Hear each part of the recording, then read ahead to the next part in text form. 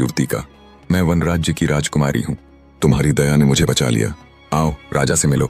वनराज ने कहलो को आशीर्वाद दिया। तुम्हारा शुक्रिया, हमारे लोक में रुको, मेहमान बनो। कहलो कुछ दिनों रहा। वनराज उसके स्वभाव से प्रभावित हुए। उन्होंने अपनी इकलौती बेटी मालती से विवाह करा दिया। मालती के बाल हरे भरे जंगल जैसे लहराते थे, इतने घने कि कोई उन्हें देखकर भूल ना पाता। विवाह के बाद कहलो ने कहा, मालती अब हमें अपना आश्रय बनाना चाहिए। मालती बोली, ठीक है, लेकिन पिताजी से विदा लेते वक्त उनसे वचन लो कि जो मांगोगे देंगे।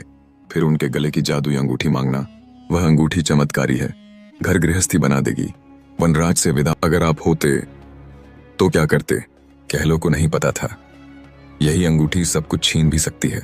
मांगने पर उन्होंने कहा, बेटा ले जाओ कोई वरदान।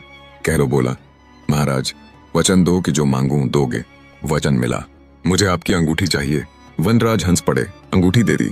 बाहर आकर मालती ने अंगूठी पर फूंक मारी। हे अंगूठी, हमारे लिए एक सुरक्षित कुटिया बना दो, हर सुख से भरी। तुरंत एक हरी भरी कुटिया प्रकट हो गई, बगीचे फल फूलों से लदी। दोनों खुशी से रहने लगे। एक दिन मालती कुटिया की बालकनी में बाल सुखा रही थी। कुछ बाल टूटकर नीचे बहते झरने में गिरे। एक मछली ने निगल ली। पास के मछुआरों ने मछली पकड़ी और राजा को भेंट की। रसोइया ने मछली काटी तो बाल मिले। राजा बोले, यह बाल किसी अप्सरा जैसे। मंत्री, ढूंढो उस स्त्री को, मैं उसे रानी बनाऊंगा। मंत्री ने जांच की।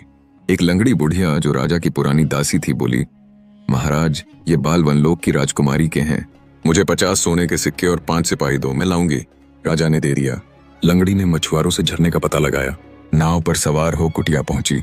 लंगड़ी ने मालती से कहा, बेटी मैं तुम्हारी मामी हूँ, वनलोक से धरती पर आ बसी हूँ। कितने साल बाद मिलना हुआ। मालती को शक न हुआ। कहलो आया तो बोला, प्रणाम मामी जी।